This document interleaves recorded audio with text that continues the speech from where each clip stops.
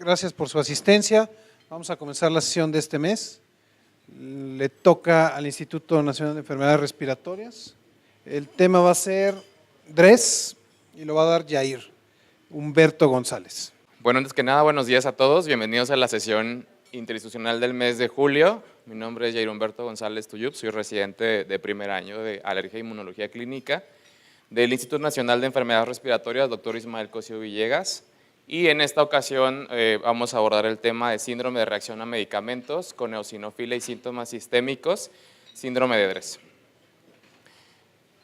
Como introducción tenemos que las reacciones cutáneas adversas graves son poco comunes y ocurren aproximadamente en el 2 al 3% de la población y se describen de entre las principales el síndrome de Stevens-Johnson, lo que es la necrólisis epidérmica tóxica, la pustulosis exantemática aguda generalizada y lo que es el síndrome de reacción a medicamentos con eosinofilia y síntomas sistémicos, el síndrome de DRES, el tema que abordaremos el día de hoy. Como definición tenemos que la palabra DRES es el acrónimo anglosajón de la palabra Drug Reaction with Eosinophilia and Systemic Symptoms y es una reacción cutánea poco común de curso grave, la cual está caracterizada por una erupción cutánea polimorfa, diseminada, acompañada de fiebre, de daño multiorgánico y la presencia de eosinofilia. Algo muy importante es el largo periodo de latencia y no guarda relación con la dosis administrada en la presentación de la enfermedad. Hablando de una visión histórica, desde 1938 se describió la primera reacción adversa a medicamentos y fue Putman and Merritt que describieron lo que es una reacción de hipersensibilidad a fenitoína caracterizada por una erupción cutánea. Sin embargo, hasta ese momento no se había encontrado asociación con un daño multiorgánico o con síntomas sistémicos.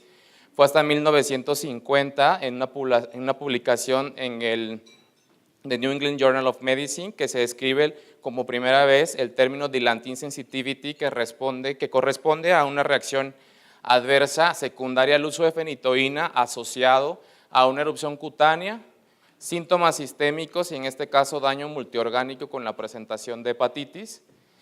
Y a partir de ese momento se empezaron a describir diferentes hipersensibilidades a fármaco, hablando en particular carbamazepina, lopurinol, y no se había logrado llegar a un consenso, y fue hasta 1996 que el autor Boquet y colaboradores establecieron los primeros criterios diagnósticos para la enfermedad.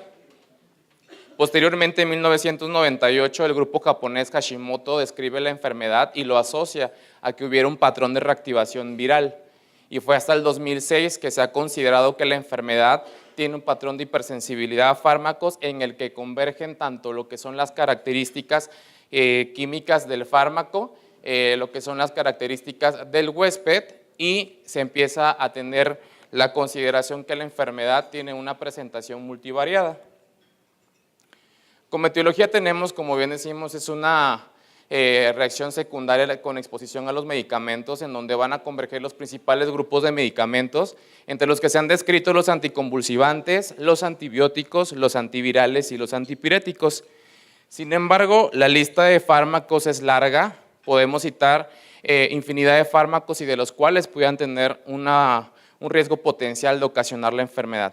Sin embargo, se publica en la American Journal of Medicine una revisión sistemática de un seguimiento de 12 años de reportes de caso de síndrome de DRES desde enero de 1997 hasta mayo del 2009, datos recopilados en el PubMed y Medline en el que se refiere un total de 44 fármacos que se asociaron a 172 casos, de los cuales se encontró los medicamentos asociados con mayor frecuencia fue la carbamazepina en un 42%, el alopurinol en 17%, fenobarbital, lamotrigina y sulfasalacina compartiendo 9% y finalmente nevirapina y fenitoína en un 8 y 6% respectivamente.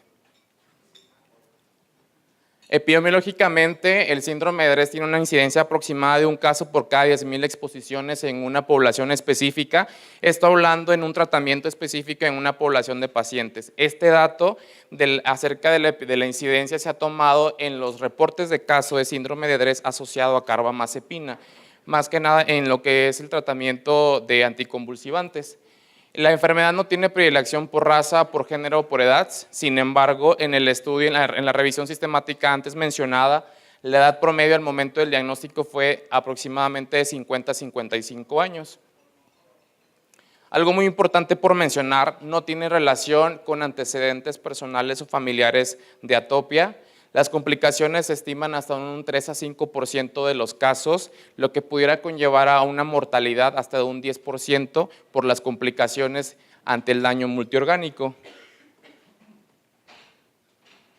Hablando de la historia natural de la enfermedad, es importante comentar lo que es el periodo de latencia, la cual se ha descrito de 3 a 8 semanas, y posteriormente al inicio de la sintomatología va a seguir un orden cronológico de las manifestaciones, iniciando con lo que es la presencia de fiebre, que es el síntoma sistémico presente en el 100% de los casos y que precede lo que es la erupción cutánea, continuando con el daño multiorgánico y la presencia de eosinofilia.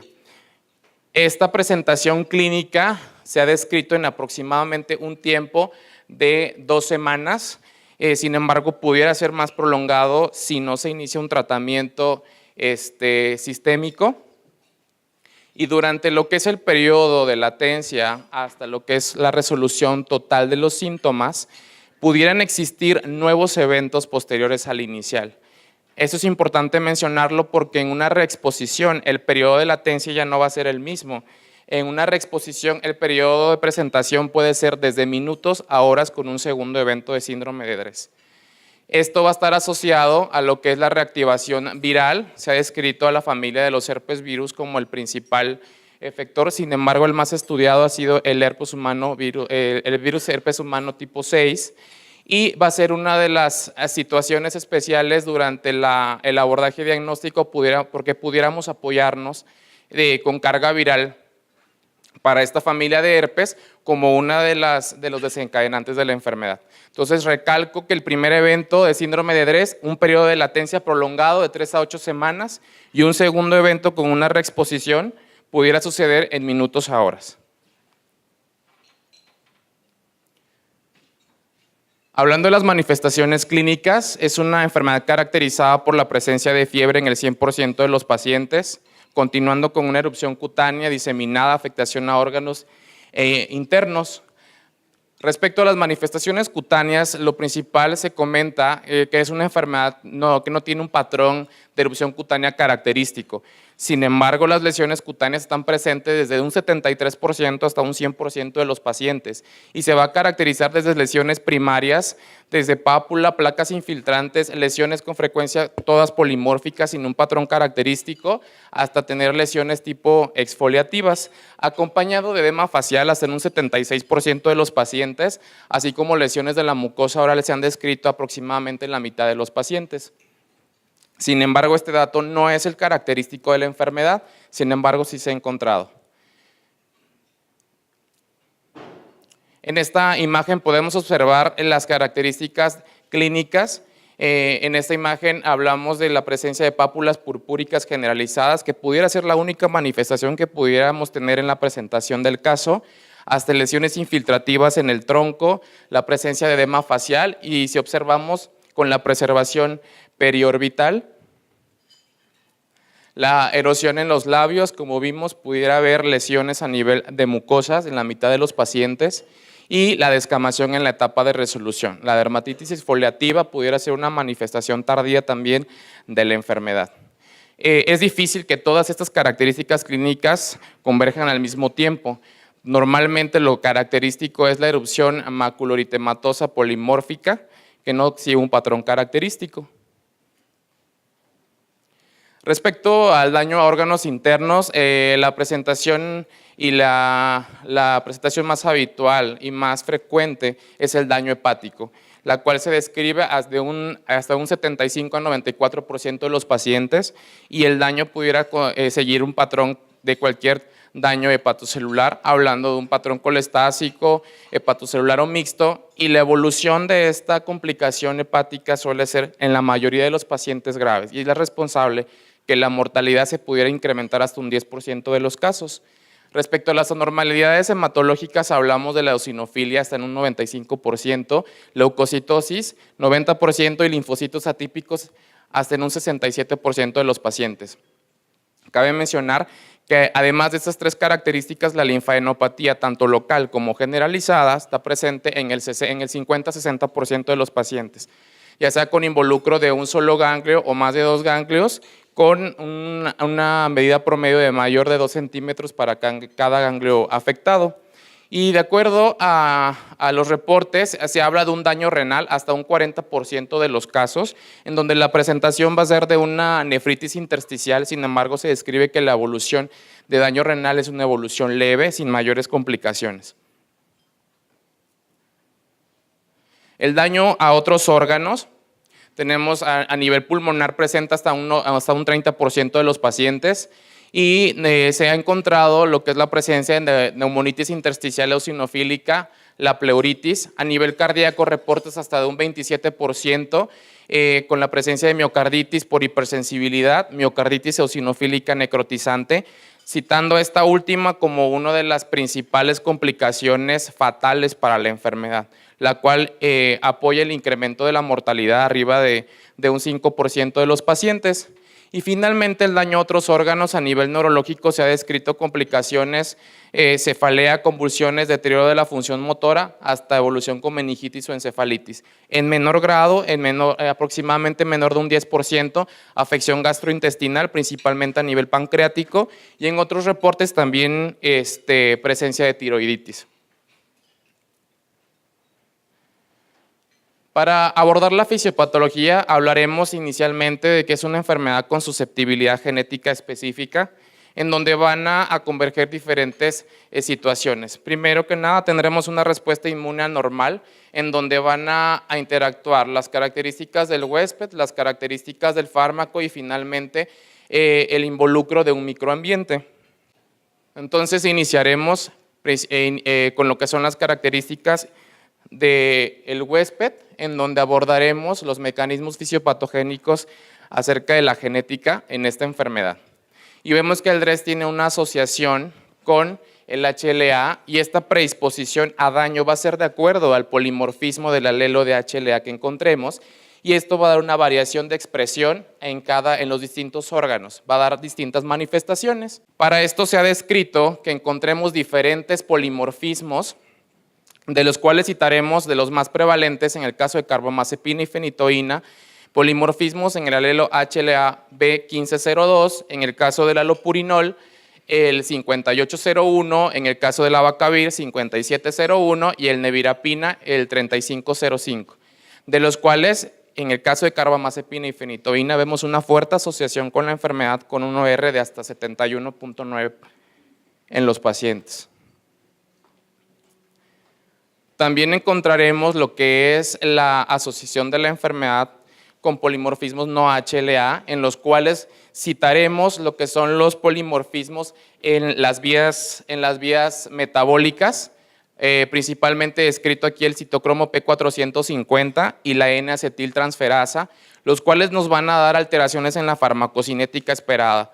Esto inicialmente con afectación de la acetilación del fármaco, la eliminación pronta del fármaco y secundariamente la acumulación de los metabolitos reactivos. Y se han descrito de igual manera polimorfismos en las vías metabólicas de un solo nucleótido, tanto del citocromo P450 o la N-acetiltransferasa, que pudieran predisponer al desarrollo de la enfermedad. Y en la literatura se describe en el caso de la fenitoína lo que son polimorfismos del P450, 1293, en el caso de la isoniazida, la N-acetiltransferasa 2, junto con la P450E1, y en el caso de trimetoprim sulfametoxazol, la P450C29, de los cuales la fenitoína se le ha descrito una asociación con un R de hasta 11.01 para el desarrollo de la enfermedad. Continuando hablando de la interacción de la respuesta normal inmune junto con las características del fármaco, hablaremos de las reacciones de hipersensibilidad descritas por Helicums, ya que es una enfermedad a la que se le ha descrito un mecanismo de hipersensibilidad. de los 4 mecanismos, al síndrome de Dres lo colocaríamos en un mecanismo de hipersensibilidad tipo 4 con participación de linfocitos T con la formación de las 2 líneas celulares, tanto linfocitos TCD8 citotóxicos como linfocitos TCD4 helper. Y hablando de lo que es el inicio de la respuesta inmune, trataremos de ejemplificar el mecanismo fisiopatogénico de la siguiente manera. Hablando de una acumulación del fármaco secundario a las vías metabólicas alteradas, tendremos a un fármaco sospechoso, este fármaco ya con la predisposición genética que ya citamos. Por las vías metabólicas alteradas podríamos tener el acúmulo de metabolitos reactivos, los cuales van a ser captados y unidos a una proteína intracelular. Esto para la formación de un neoantígeno.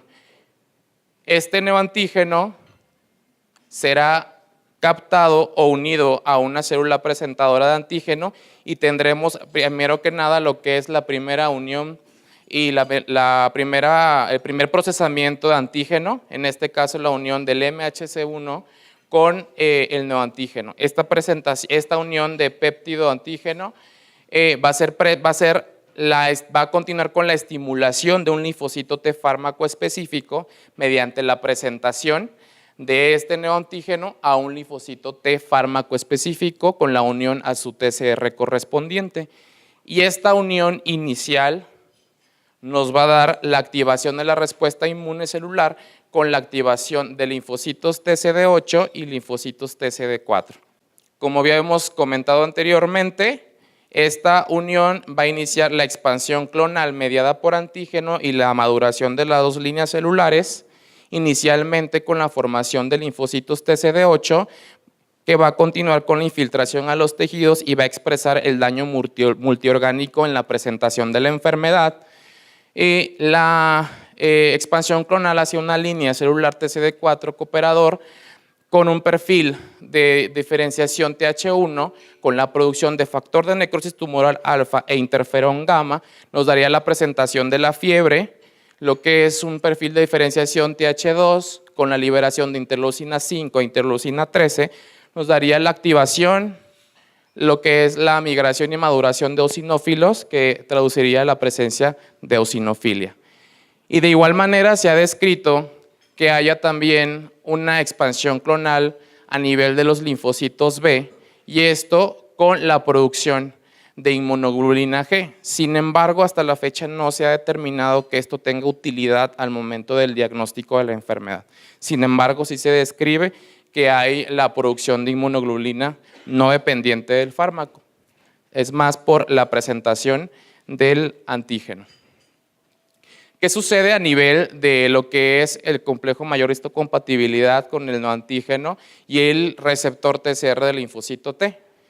Aquí van a haber diferentes alteraciones estructurales, tanto de las dos partes, tanto del MHC1 como del TCR, que continuaremos abordándolo con lo que es la interacción de la respuesta inmune anormal con lo que es la influencia del microambiente.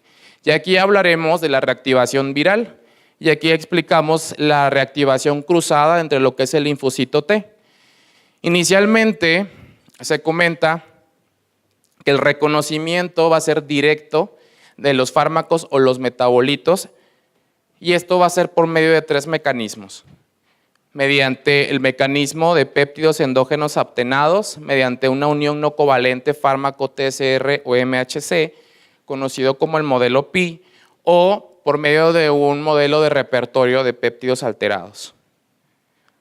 Para esto hablaremos del concepto de inmunidad heteróloga, que trata de explicar lo que es la primoinfección viral en un paciente con un alelo de riesgo que va a tener una primoinfección viral que va a terminar con la formación de linfocitos T específicos de memoria a un péptido viral, y que posteriormente a la exposición a un medicamento, este por medio de reactivación cruzada y por medio de los mecanismos antes citados, va a haber un reconocimiento de estos péptidos endógenos y a su vez va a haber una activación del linfocito T mediante lo que es el reconocimiento peptídico del MHC1 hacia un TCR. Y eso es lo que conocemos como el modelo de inmunidad heteróloga, en donde van a converger los diferentes modelos que comentamos. Y a continuación explicaremos cada uno de ellos. Vemos inicialmente a un linfocito T de memoria específico a virus, que vimos que ya fue formado previamente en la primoinfección, y ahora va a haber la interacción de los tres diferentes modelos para lo que es la activación de los linfocitos T en la presentación de la enfermedad. Inicialmente el modelo apteno-proapteno, el modelo Pi y el modelo de repertorio péptido alterado. En el caso del modelo apteno-proapteno, vemos cómo tenemos un linfocito T de memoria específico a virus que mediante una reactividad cruzada o también se ha descrito por medio de mimetismo molecular, se pudiera reconocer lo que es un neoantígeno. En este caso vemos cómo es un péptido unido a lo que es el fármaco y este nuevo neoantígeno es el que va a ser presentado por esta molécula de MHC que va a ser reconocido por este receptor TCR y eso es lo que nos va a dar el modelo apteno-proapteno, que no es más que la conjugación por enlaces covalentes fármaco-proteínas del huésped, conocido como la aptenización, con la consiguiente unión a MHC, presentación a su correceptor TCR, con la consiguiente activación de linfocitos T y una respuesta inmune. Existirán fármacos de los cuales el fármaco como tal no es la sustancia más activa, sino el metabolito pudiera ser el más reactivo y esto corresponde al caso de los proaptenos. En cualquiera de los dos, el modelo es el mismo, apteno-proapteno mediante la unión a una proteína. Continuando con el modelo Pi, en esta observamos que esta pequeña molécula de fármaco va a ser capaz de unirse de manera no covalente y reversible, ya sea a un receptor TCR o a un MHC, y esto va a iniciar por sí solo la activación de un linfocito T, sin necesitar lo que es la aptenización como el modelo anterior. Entonces, esta es una unión no reactiva a receptores inmunes TCR y HLA, son enlaces no covalentes, reversibles, con una estimulación de respuesta inmune inmediata y la consiguiente infiltración tisular por células T a diferentes órganos, como vemos en la presentación de la enfermedad, daño multiorgánico. Y finalmente, la conclusión de este modelo es que la interacción del fármaco con la molécula TCR o con el receptor TCR o la molécula MHC desencadenará por sí sola la activación de un linfocito T. Y finalmente el modelo de repertorio péptido alterado, en el cual observamos que esta molécula de fármaco se va a unir por sí solo de una manera no covalente a la ranura o a la hendidura de un MHC. Y esto va a ocasionar una alteración en la especificidad, en el reconocimiento de péptidos por ese MHC.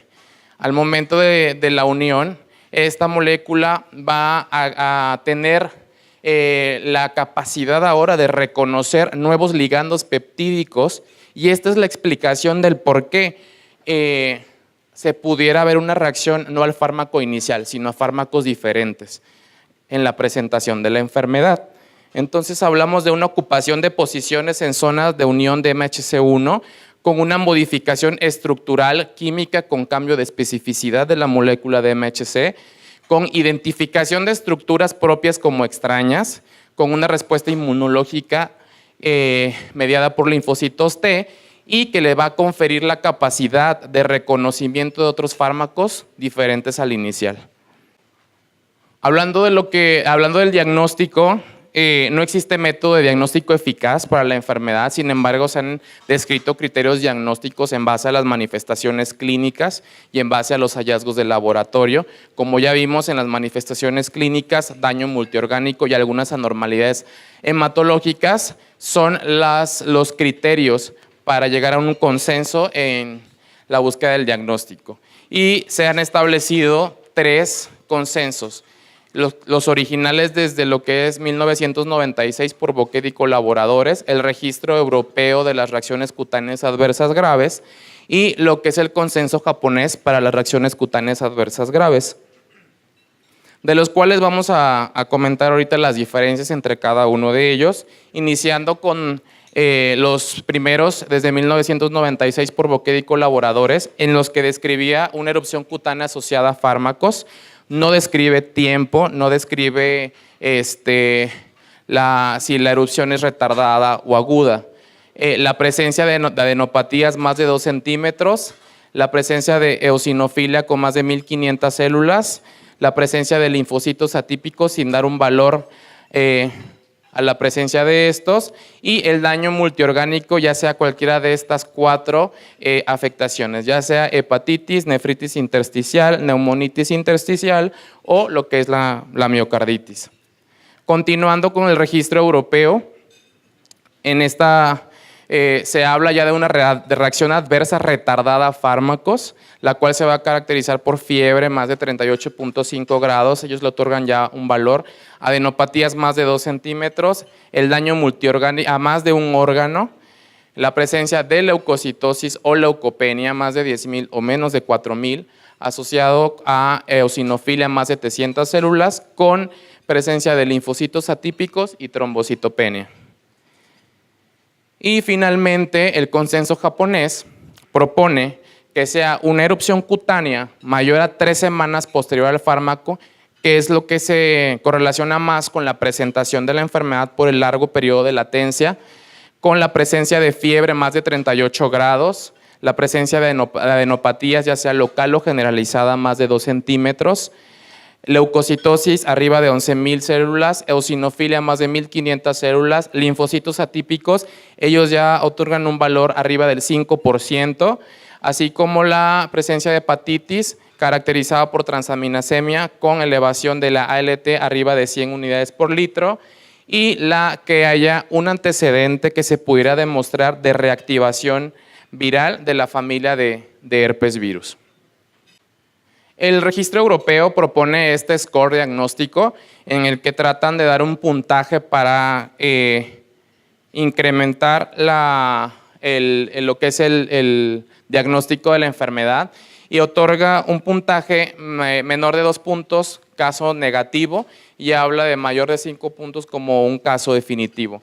Y vemos que prácticamente los criterios pues, son los establecidos por el registro europeo, otorgando un puntaje de -1, 0 o 1, o en algunos casos hasta 2 puntos, de acuerdo a las características clínicas que vaya presentando el paciente. Como muchas veces de los casos pueden ser desconocidos los datos, se va otorgando, si dan cuenta, un puntaje de 0 para tratar de llegar a un puntaje final y tratar de confirmar el diagnóstico.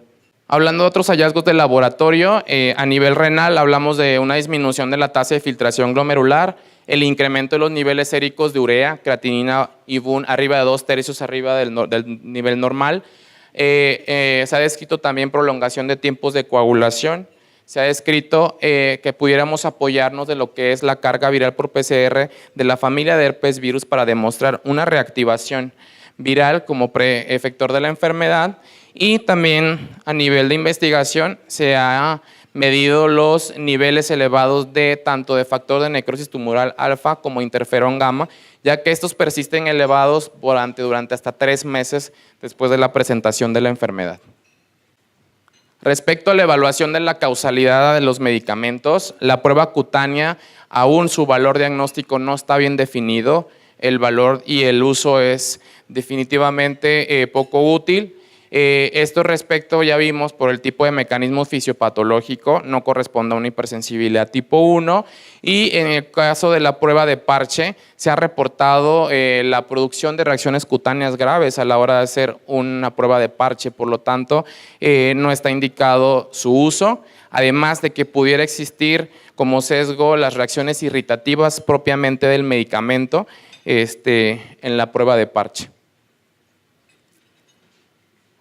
Las pruebas in vitro nos pudiéramos apoyar de lo que es mediante la prueba de transformación de linfocitos, mediante lo que es la citometría de flujo, ver marcadores de activación de linfocitos T. Sin embargo, es un poco complicado determinar el porcentaje final de activación después de la administración, después de la activación con un fármaco. La sensibilidad se describe en un 60% y la especificidad en un 85%, y sin embargo hay poca disponibilidad a nivel comercial.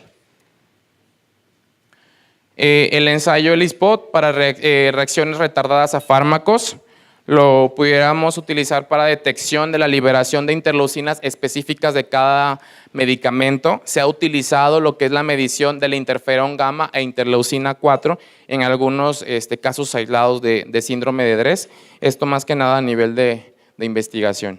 De acuerdo a lo que son los hallazgos histopatológicos en biopsia de piel, cabe mencionar que no son criterios diagnósticos, finalmente son los hallazgos que se han encontrado en los diferentes reportes de caso. Inicialmente encontraremos espongiosas con pústulas subcorneales focales, encontraremos la presencia de queratinocitos apoptóticos, la dermatitis liquenoide con infiltración celular, la infiltración perivascular con daño vascular secundario, la vasculitis leucocitoclástica con necrosis fibrinoide y finalmente la dermatitis perivascular superficial. De estos 6 hallazgos histopatológicos en la biopsia de piel, pudiéramos comentar que los datos que se han repetido mayormente en los casos de síndrome de Dres, se habla de la dermatitis perivascular superficial y se habla de la dermatitis liquenoide, son los más frecuentes. Biopsia a nivel de otros órganos, a nivel de los nódulos linfoides, pudiéramos encontrar hiperplasia linfocitaria benigna, disrupción de la arquitectura tisular, lo que a nivel hepático, infiltrado eosinofílico con presencia de granulomas hasta necrosis y colestasis. A nivel de endomiocardio encontraríamos infiltrado linfohistiocytítico y eosinofílico. A nivel renal, infiltrado linfocitario, histiocítico y eosinofílico. Y a nivel pulmonar, pudiéramos encontrar un infiltrado alveolar linfocitario y eosinofílico. Para el diagnóstico diferencial, esta enfermedad la diferenciaremos de las otras reacciones cutáneas adversas graves que mencionamos al principio, e iniciando con el síndrome de Stevens-Johnson y la necrólisis epidérmica tóxica, y haremos aquí énfasis en las diferencias más significativas. Primero, en el inicio de los síntomas de 1 a 3 semanas para el síndrome de Stevens-Johnson y la necrólisis epidérmica tóxica, con una duración menor a 3 semanas de los síntomas clínicos.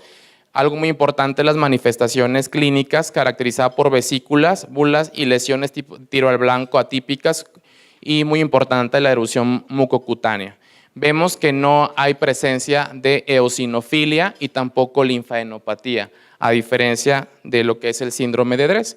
Y como mencioné ahorita, lo más relevante en estas lesiones son la erosión mucocutánea y lo que es la presencia de una piel denudada posterior al deterioro de las vesículas y bulas, y estos pacientes por lo general se complican porque son pacientes que cursan con grandes extensiones de piel denudada y se comportan como pacientes quemados. Y continuando con el diagnóstico diferencial, hablamos con la pustulosis exantemática aguda generalizada. Vemos igualmente que esto es muy importante resaltarlo, el inicio de los síntomas. Esta reacción cutánea grave es más aguda, en un periodo de 48 horas, y la duración de los síntomas no va más allá de 1 semana, y es caracterizada por pústulas, edema facial, vesículas, bulas a tensión con lesiones tiro a blanco. Y algo muy importante de mencionar es que esta enfermedad es muy poco probable que tenga daño a órgano interno. En esta imagen podemos observar la presencia de la pustulosis generalizada con las pequeñas vesículas. Y finalmente se hace mención también el diagnóstico diferencial con la eritrodermia, en la cual lo más relevante va a ser las diferencias clínicas. En la eritrodermia vemos la presencia de placas eritematosas y edema en más del 90% de la superficie corporal, con o sin exfoliación difusa. y de igual manera con la anterior mencionada, es muy poco frecuente que haya un daño a órgano interno. Y en esta imagen podemos ver la presencia de la eritrodermia generalizada. Lo más importante es que abarca más del 90% de la superficie corporal. Respecto al tratamiento, hasta la fecha no se han realizado ensayos controlados para determinar la eficacia del tratamiento. Todas las recomendaciones del tratamiento están basadas en informes de expertos y en la experiencia clínica de los reportes de caso, lo que nos da un nivel de evidencia 4 para las recomendaciones del tratamiento. Y el tratamiento se refiere ante un escenario clínico de un diagnóstico de DRESS, inicialmente con suspender el fármaco sospechoso, aquí haciendo un análisis muy estrecho respecto al tiempo de latencia, al inicio de los síntomas con respecto al inicio del fármaco, y vemos con un nivel de evidencia 4, en el escenario clínico de un síndrome de DRESS con daño orgánico significativo, hablamos de inicio de prednisona vía oral a una dosis de 0.5 a 1 miligramo por kilogramo durante 6 a 8 semanas con un nivel de evidencia 4. Y finalmente el uso de metilprednisolona intravenosa se ha descrito a dosis de 30 miligramos por kilo durante 3 días para los casos en que después de una semana de iniciado el esteroide no veamos mejoría de las lesiones o incluso podamos observar empeoramiento de los síntomas y de los laboratorios que nos pudieran indicar un daño severo a órganos internos. En el caso de un síndrome de DRESS con manifestación clínica de una dermatitis exfoliativa con grandes superficie corporal dañada, se documenta con un nivel de evidencia 4 el ingreso a una terapia de cuidados intensivos para una terapia de sostén adecuada y un manejo como de paciente quemado. El uso de antihistamínicos, los anti-H1 como tratamiento sintomático para los síntomas iniciales de prurito, y el caso de los esteroides tópicos, únicamente para lo que es la afección cutánea localizada, también como tratamiento sintomático de algunas lesiones. Se propone propionato de clobetasol, 30 gramos por día, cada 12 o 24 horas, dipropionato de betametasona, 45 gramos día, cada 12 o cada 24 horas. Y respecto a los esquemas alternativos, estos estarían indicados como ahorradores de esteroides, especialmente en casos que no respondan al tratamiento. Sin embargo, también su uso es de acuerdo a la experiencia clínica de los reportes de caso. Se habla de la inmunoglobulina intravenosa, la cual basada en reportes de caso se propone una dosis inicial de 0.5 gramos por kilogramo durante 2 días consecutivos cada mes como agente ahorrador de esteroide. Sin embargo, en los reportes esta dosis o este esquema inicial se le ha visto efectos adversos severos. Entonces se prefiere o se propone el uso de una dosis de 2 gramos por kilogramo día dividido en 5 días en casos graves, pero combinado con terapia esteroidea. Porque en la dosis anterior, cuando se maneja como monoterapia, el hecho de tener efectos adversos graves ha llevado al uso del esteroide sistémico de manera más prolongada de lo que se hubiera utilizado para el síndrome como tal. Respecto a otros esquemas alternativos, hablamos de ciclofosfamida a una dosis de 750 miligramos por metro cuadrado intravenosa, una dosis, y continuando 100 miligramos día hasta durante 6 meses. La ciclosporina en el caso de fallo de tratamiento con esteroide sistémico a una dosis de 100 miligramos cada 12 horas por 5 días. Micofenolato de mofetilo de 500 hasta 1500 miligramos cada 12 horas como ahorrador de esteroide. Se ha descrito su uso hasta durante 1 año. El uso de rituximab, hay un reporte de caso que comenta mejoría, adecuada evolución, sin embargo no describen la dosis utilizada, se utilizó durante 1 mes con remisión de las lesiones.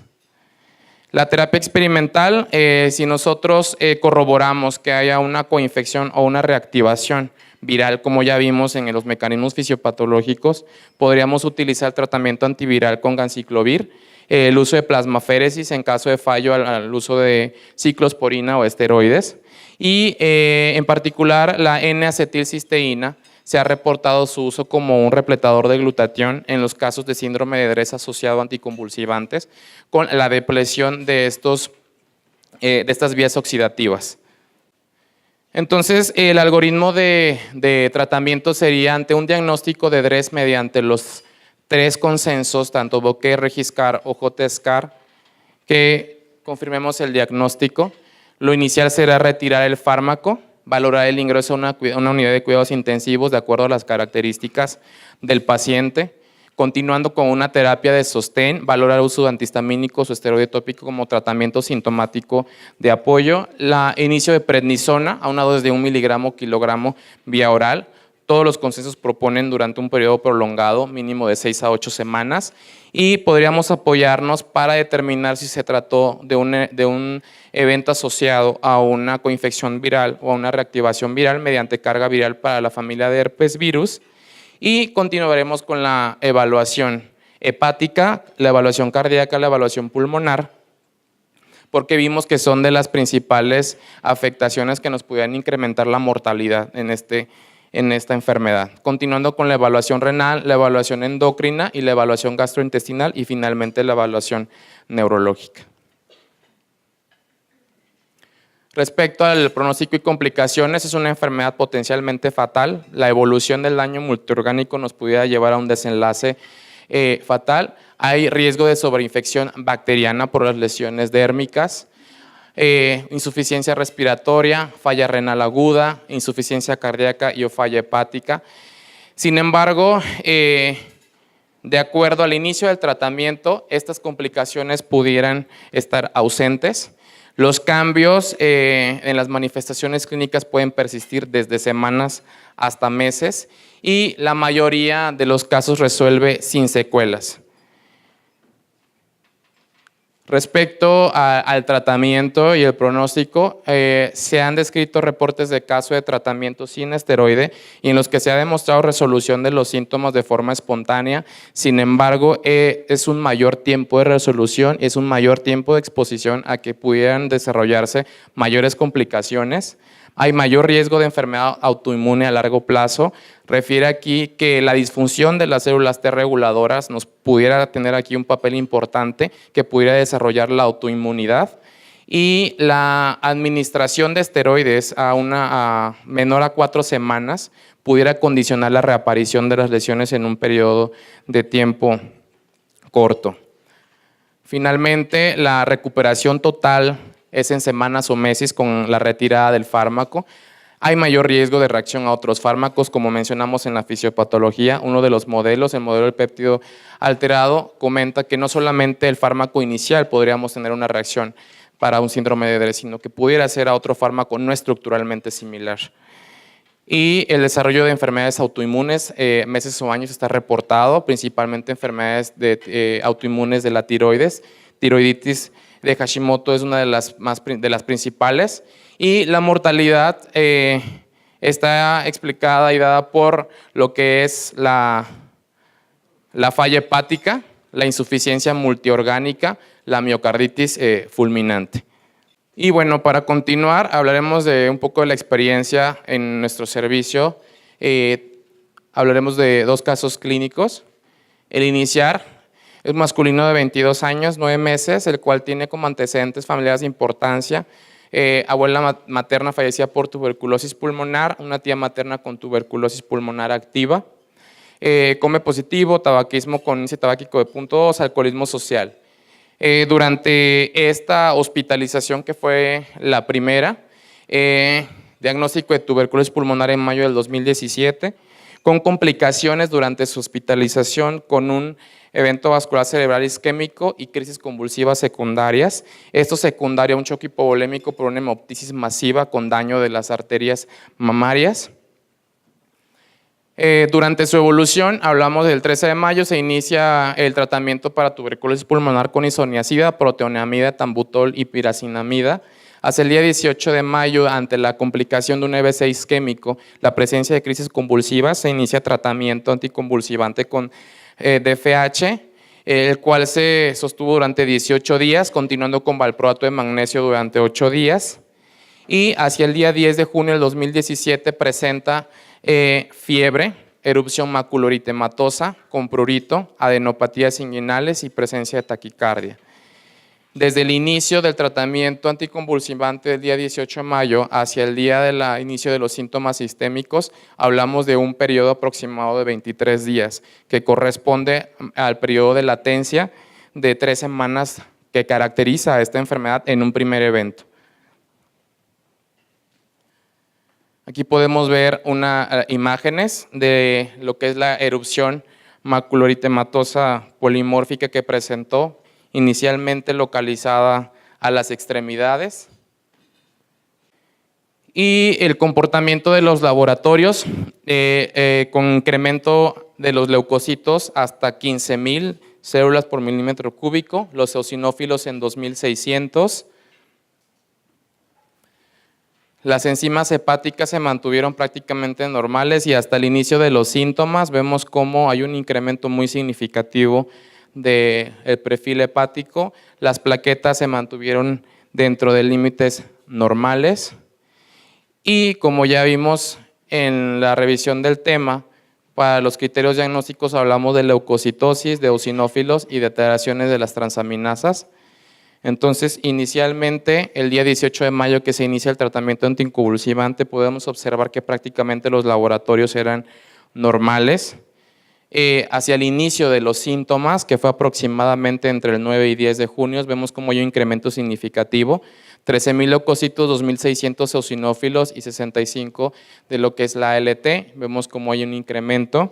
Y posteriormente, ante el inicio de lo que es el tratamiento esteroideo, vemos todavía aún así un repunte en los laboratorios, leucocitos 15,000, eosinófilos 2,000 y una LT en 146, pero posteriormente ya vemos el descenso de los mismos. La terapia se mantuvo con este paciente durante 8 semanas y al control de laboratorios a las 5 semanas en la consulta vemos ya un decremento de los leucocitos 8,100, 300 eosinófilos y la enzima la ALT ya en niveles normales.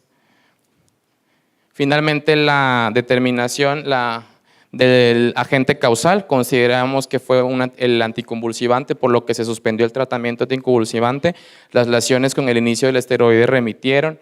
Se continuó tratamiento antifímico, vigilando síntomas y monitorización con biometría hemática y perfil hepático, porque como mencionamos, no solamente el anticonvulsivante pudiera darnos la presentación del síndrome, sino también otro fármaco.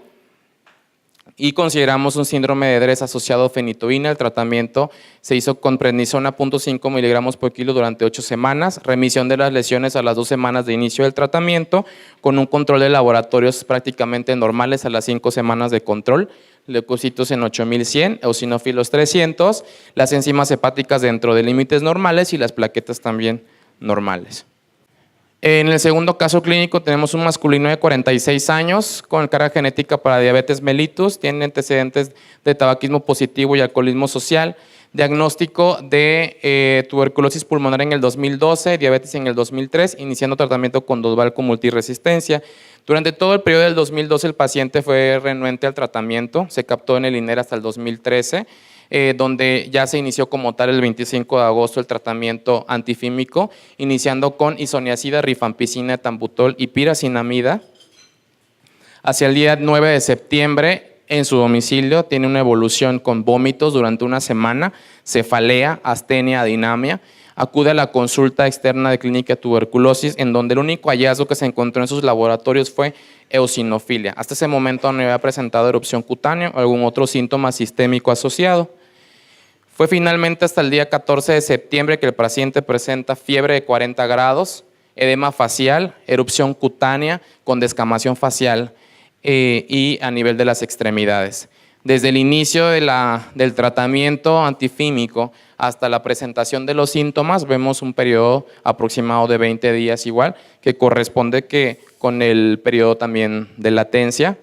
En este paciente vemos el incremento de los leucocitos prácticamente desde lo que es el inicio de los síntomas de vómito, 13,200 hasta leucocitos en 15,500.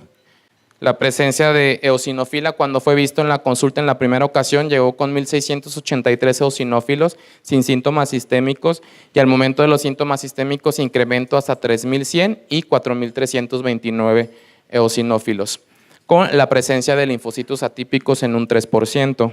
Incremento muy significativo de las enzimas hepáticas, la LT, desde 40 hasta un valor final de 440.4, y en este paciente en particular sí hubo trombocitopenia, iniciando con 350,000, y al momento de la presentación de los síntomas clínicos vemos una caída en la cifra total de 140,000 hasta 110,000 plaquetas. De igual manera, vemos durante el inicio del tratamiento DOTVAL, no hay mayor alteración más que la eosinofilia aislada al momento de la consulta. Durante el inicio de los síntomas vemos ya el repunte de leucocitos eosinófilos, incremento de las enzimas hepáticas, y las cuales se reportaron, el valor más alto en este paciente fue eosinófilos en 4,329 y 440 de ALT. Se inició prednisona 1 miligramo por kilogramo de peso. Se suspendió el tratamiento antifímico, se consideró un esquema alternativo de tratamiento, y se continuó el tratamiento durante 6 semanas con descenso de los laboratorios, leucocitos 8,200, 700 eosinófilos y 62 de ALT. Finalmente consideramos un síndrome de Dres asociado a antifímicos, un tratamiento con prednisona 1 miligramo por kilogramo durante 6 semanas. La remisión de las lesiones fue hasta las 4 semanas de iniciado el tratamiento con esteroide, y los laboratorios prácticamente normales a las 6 semanas de control, con leucocitos en 7,100, eosinófilos en 700, las enzimas hepáticas normales y las plaquetas 380,000. Por lo tanto, las conclusiones: podemos considerar sospechar síndrome de Dres en presencia de fiebre, erupción cutánea, daño multiorgánico y la presencia de eosinofilia en un periodo de latencia prolongado, siempre y cuando hablemos de un primer evento, y siempre puntualizando que no guarda relación con la dosis administrada. Puede reaparecer después de la introducción de fármacos estructuralmente no relacionados con el fármaco inicial. El esteroide sistémico se debe indicar en todos los pacientes para minimizar el daño multiorgánico y disminuir el tiempo de las lesiones cutáneas, y se prefiere continuar el tratamiento hasta la normalidad en los laboratorios. Se habla de periodos de tiempo de hasta 3 a 6 meses, y debido al riesgo de recurrencia, los medicamentos deben ser introducidos bajo supervisión exclusivamente cuando no exista otra alternativa de tratamiento. Y gracias por su atención.